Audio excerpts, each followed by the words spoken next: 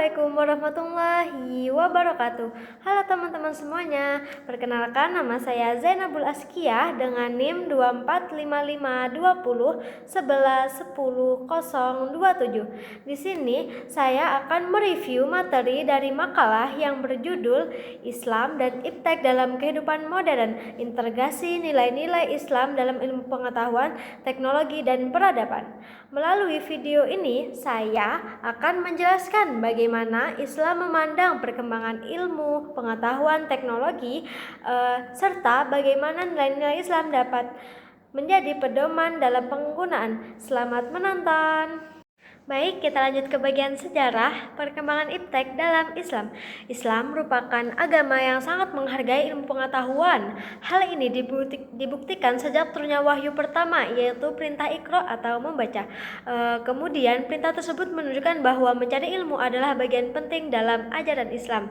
Pada masa dinasti Abbasiyah, umat Islam mengalami masa kejayaan ilmu pengetahuan melalui Baitul Hikmah di Baghdad.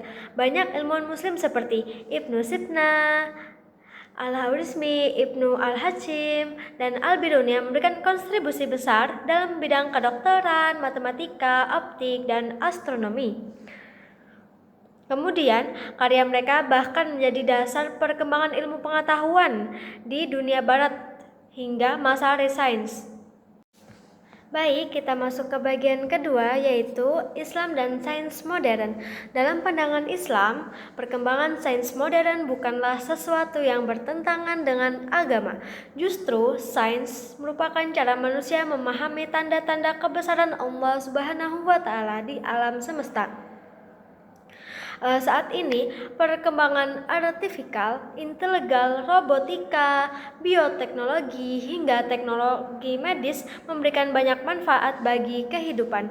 Namun, kemajuan tersebut harus digunakan secara bertanggung jawab agar tidak menimbulkan kerusakan ataupun penyalahgunaan teknologi. Kemudian, karena itu Islam mengajarkan keseimbangan antara ilmu pengetahuan, keimanan, dan akhlak dalam setiap perkembangan teknologi. Baik, kita masuk ke bagian ketiga, yaitu etika Islam dalam pengembangan iptek. Etika merupakan bagian yang sangat penting dalam pengembangan ilmu pengetahuan. Islam mengajarkan bahwa ilmu harus digunakan untuk memberikan manfaat, bukan menimbulkan kerusakan. Seorang ilmuwan maupun pengguna teknologi harus menjunjung tinggi kejujuran, amanah, tanggung jawab, serta menghindari penyebaran hoaks, plagiarisme, maupun penyalahgunaan teknologi digital. Dengan adanya etika, perkembangan iptek akan membawa manfaat yang lebih besar bagi masyarakat. Baik, kita masuk ke bagian 4, yaitu penerapan Islam dalam kehidupan modern.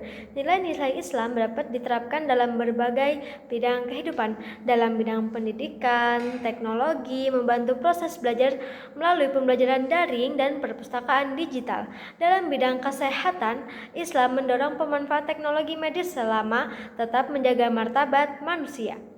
Kemudian, dalam bidang lingkungan, yang kedua, Islam mengajarkan manusia sebagai khalifah yang wajib menjaga kelestarian alam. Dalam bidang ekonomi digital, yang ketiga, transaksi harus dilakukan secara jujur, adil, dan bebas dari riba maupun penipuan. Sedangkan dalam bidang politik global, Islam mengajari pentingnya keadilan, musyawarah, serta pengguna media digital secara bijaksana. Semua perkembangan tersebut menunjukkan bahwa teknologi akan memberikan manfaat apabila dipadukan dengan nilai-nilai Islam. Baik teman-teman, selanjutnya kita akan melanjutkan Islam dan pendidikan. Makalah ini membahas mengenai hubungan Islam dan pendidikan. Dalam Islam, pendidikan memiliki kedudukan yang sangat penting. Hal ini ditunjukkan sejak turunnya wahyu pertama yang memerintahkan manusia untuk membaca dan menuntut ilmu. Tujuan pendidikan menurut Islam bukan hanya memperoleh pengetahuan, tetapi juga membentuk manusia yang beriman, bertakwa, dan berakhlak mulia. Di era digital, teknologi telah membantu proses pembelajaran melalui kelas daring, jurnal, elektronik, perpustakaan, perpustakaan digital, hingga berbagai media pembelajaran interaktif. Namun demikian, kita juga harus bijak dalam menggunakan teknologi agar tidak menimbulkan ketergantungan ataupun penyalahgunaan informasi. Oleh karena itu, pendidikan Islam tetap menekankan pentingnya karakter, kejujuran, dan tanggung jawab dalam proses belajar. Baik, lanjut kita ke bagian hubungan Islam dan kesehatan. Islam mengajarkan bahwa kesehatan merupakan nikmat yang harus dijaga. Menjaga kebersihan, pola makan, olahraga, dan kesehatan mental merupakan bagian dari ajaran Islam. Perkembangan teknologi kesehatan seperti vaksin, alat medis modern, layanan digital, hingga transplantasi organ telah memberikan manfaat yang besar bagi masyarakat. Islam mendukung perkembangan tersebut selama tidak bertentangan dengan syariat dan tetap menjaga martabat manusia.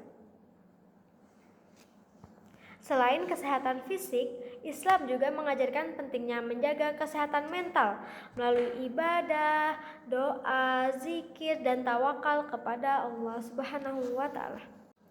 Selanjutnya kita akan membahas Islam dan biotika.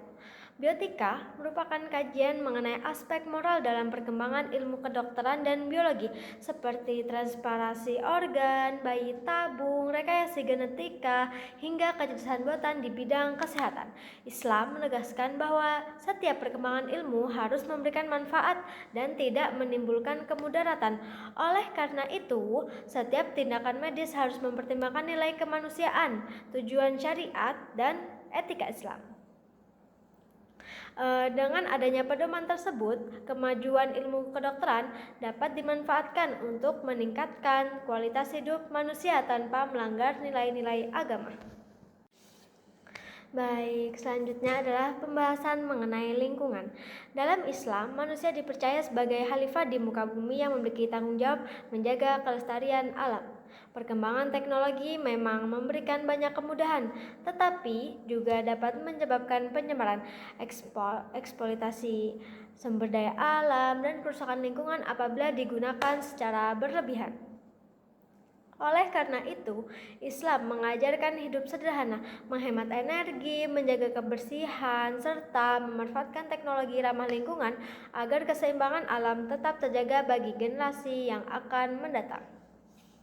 Baik, di sini saya akan melanjutkan Islam dan seni. Makalah ini juga menjelaskan bahwa Islam tidak melarang seni. Seni diperbolehkan selama tidak bertentangan dengan syariat dan mengandung nilai-nilai yang positif. Peradaban Islam telah melahirkan berbagai karya seni seperti kaligrafi, arsitektur masjid, sastra, seni budaya yang menjadi warisan dunia. Di era digital, karya seni dapat dipublikasi melalui media sosial maupun platform digital. Namun sebagai seorang muslim, kita harus mampu memilih karya seni yang memberikan manfaat dan mengandung pesan moral. Baik, di sini kita sampai ke bagian peran generasi muda muslim. Selain memahami hubungan antara Islam dan ilmu pengetahuan, kita sebagai generasi muda juga memiliki tanggung jawab besar dalam menghadapi pengembangan teknologi di era digital. Saat ini, hampir seluruh aktivitas dilakukan dengan bantuan teknologi, mulai dari belajar, bekerja, berkomunikasi, hingga berbisnis. Oleh karena itu, kita harus mampu memanfaatkan teknologi secara bijak dan bertanggung jawab. Sebagai mahasiswa maupun pelajar, kita tidak cukup hanya menjadi pengguna teknologi, tetapi juga harus mampu menciptakan inovasi yang memberikan manfaat bagi masyarakat. Misalnya, dengan mengembangkan aplikasi yang membantu pendidikan, kesehatan, maupun pelayanan publik. Di sisi lain, kita juga harus menjaga etika ketika menggunakan media sosial. Islam mengajarkan agar kita selalu berkata jujur, menghargai orang lain, melakukan tabayun sebelum menyebarkan informasi, serta menghindari fitnah, ujar kebencian maupun penyebar berita kebohongan.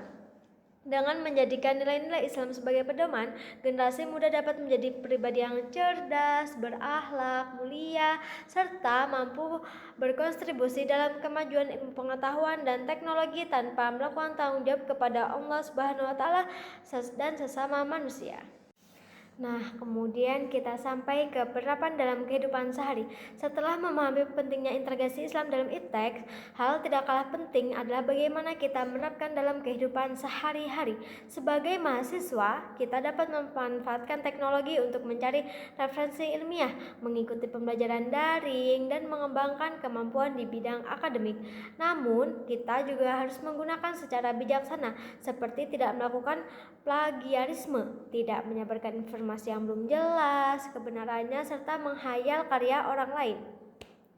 Kemudian, dalam kehidupan sehari-hari, kita juga dapat menerapkan nilai-nilai Islam dengan menjaga adab saat berkomunikasi di media sosial, penggunaan teknologi untuk berdakwah dan berbagi ilmu, serta memanfaatkan media digital untuk kegiatan yang bermanfaat.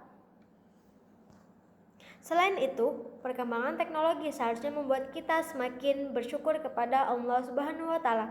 Karena melalui teknologi, kita dapat memperoleh ilmu dengan lebih mudah, berkomunikasi tanpa batas dan membantu banyak orang. Oleh karena itu, teknologi hendaknya dijadikan sebagai sarana untuk meningkatkan kualitas diri, memperkuat keimanan, dan memberikan manfaat bagi lingkungan sekitar. Nah, teman-teman, kita sudah di penghujung, yaitu kesimpulan. Sebagai kesimpulan, Islam tidak pernah menghambat perkembangan ilmu pengetahuan maupun teknologi, dan sebaliknya Islam mendorong umatnya untuk terus belajar, meneliti, dan berinovasi. Namun, setiap perkembangan ilmu harus tetap dilandasi nilai tauhid, kejujuran, tanggung jawab, dan kemaslahatan bagi umat manusia. Dengan mengintegrasi ilmu pengetahuan dan nilai-nilai Islam, kita dapat menciptakan kemajuan teknologi yang tidak hanya canggih tetapi juga bermoral dan bermanfaat bagi kehidupan. Terima kasih atas perhatiannya teman-teman. Assalamualaikum warahmatullahi wabarakatuh.